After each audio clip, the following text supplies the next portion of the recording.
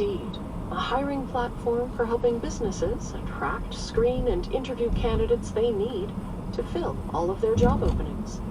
More at Indeed.com/NPR. It's Morning Edition from NPR News. I'm Steve Inskeep. And I'm Rachel Martin. Good morning. The first man convicted for his role in the January 6th insurrection at the U.S. Capitol is expected to appeal. Outside the courthouse, Guy Reffitt's wife told reporters, quote, "This fight has just begun." NPR's Tom Dreisbach covered this trial, and I talked to him earlier this morning. Reffitt was a member of a militia that calls itself the Texas 3 Percenters, and on the day of January 6th, he brought his handgun to Capitol grounds. He was at the front of the mob, climbing Capitol steps. Police then hit him with pepper spray, stopped him, so he never made it in the building, but rioters behind him did swarm the Capitol. Later, back home in Texas, he threatened his teenage kids, telling them not to turn him into the FBI, saying, quote, "Traitors get shot." Ultimately, he was convicted on the gun charges, obstructing police officers, obstructing Congress's certification of the electoral vote, and for threatening his children.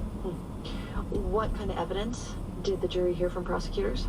It was what prosecutors described as a mountain of evidence. We saw video from January 6th showing Reffitt on those stairs, messages from his phone. His son secretly recorded his dad bragging about what he had done on the 6th. We even heard a recording of a Zoom meeting between Reffitt and members of his militia, again talking about that day, again talking about bringing a gun to the Capitol. Prosecutors then backed all of that up with testimony from police, a member of Reffitt's militia, and the son who testified against his dad. Wow. So, the defense, what kind of arguments did the defense make? Overall, it was a minimal defense. The opening statement was just 3 minutes. They did not call any witnesses. The attorney, Bill Welch, suggested that the videos we saw in court could be deep fakes without really providing any evidence for that. He suggested that Guy Reffitt had a drinking problem and used Xanax, the medication, so maybe he was under the influence when he said those incriminating things. He did not really have much of a response to all the evidence that Guy Reffitt had a gun on Capitol grounds, even though they denied that he did. And at the end of the trial, I asked Reffitt's wife, Nicole, about Welch's performance. She said he did what he needed to do. What other reaction did you hear from the family? Well, as I mentioned, the son testified against his father in this case. So this case has torn this family apart in many ways. Yeah. Nicole Reffitt said yesterday was a hard day. She said she stands by her husband. She loves her son still. She was also asked if she had a message for the other January 6th defendants. Here's what she said. Don't take a plea. Do not take a plea. They want us to take a plea. They are making a point out of Guy to intimidate the other members of the 1-6ers. That's right. And we will all fight together. And when she says 1-6ers, that's a reference to the hundreds of other January 6th defendants.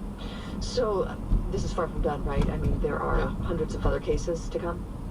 That's right. I mean, around 500 people have cases that are still unresolved. Many were watching this case very closely.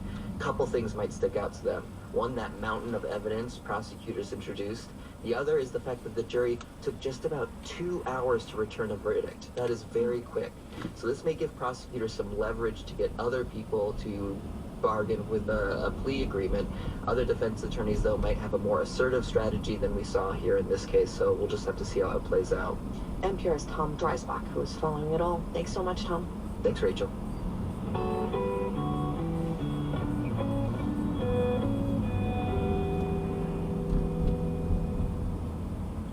People around the world affected by the war in Ukraine include an American couple in Maine. They are attempting an international adoption. As you may know, Americans adopt kids from many countries, and Ukraine is one of them. The Americans were planning to adopt 2 Ukrainian brothers.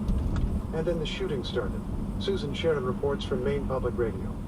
Tracy Blake Bell recalls the moment 2 years ago that she fell in love with 2 Ukrainian boys. They had just flown into New York for a sponsored trip to the U.S. The youngest was sick to his stomach, unable to keep anything down on the long car ride to her farm in Maine. And his older brother was wiping his face for him and trying to help him feel better. And when I saw that love and compassion and connection between those 2 boys, I think that's when I adopted them in my heart. Since then, Vanya and Saroja, now 17 and 14, have twice traveled back and forth from their orphanage for extended visits with the Bells, who also have 2 sons about the same age. Last summer, the couple began the process of adopting them, and in late January, as Russian troops amassed on the border, they made the difficult decision to travel to Ukraine for a required appointment with the State Department of Adoption. And I was in this living room, sitting there with my 2 biological teenage sons, and I said, I'm so sorry that I'm putting you through this, but if we don't go to this SDA appointment, we will not be able to adopt the boy. The Bells visited the boys in their rural orphanage and filled out legal paperwork. Then they returned home.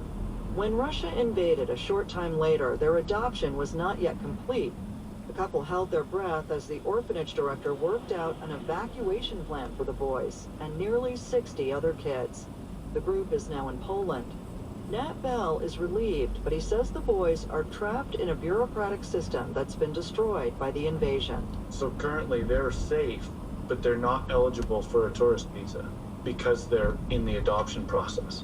And without a Ukrainian judge granting them custody, Nat says the only option is for the federal government to relax its rules to allow them to come to the U.S.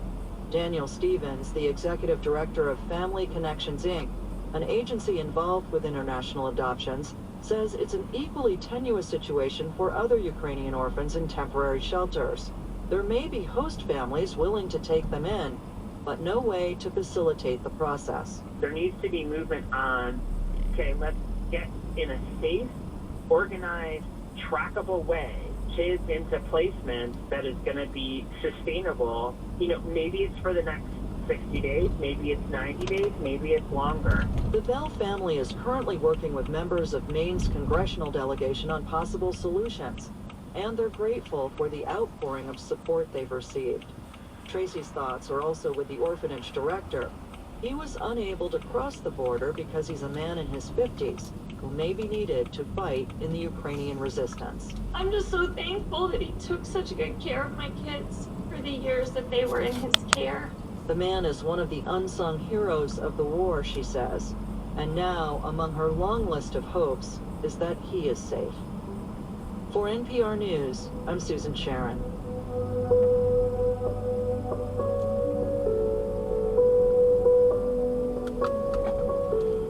This afternoon, in All Things Considered, New York City reimbursed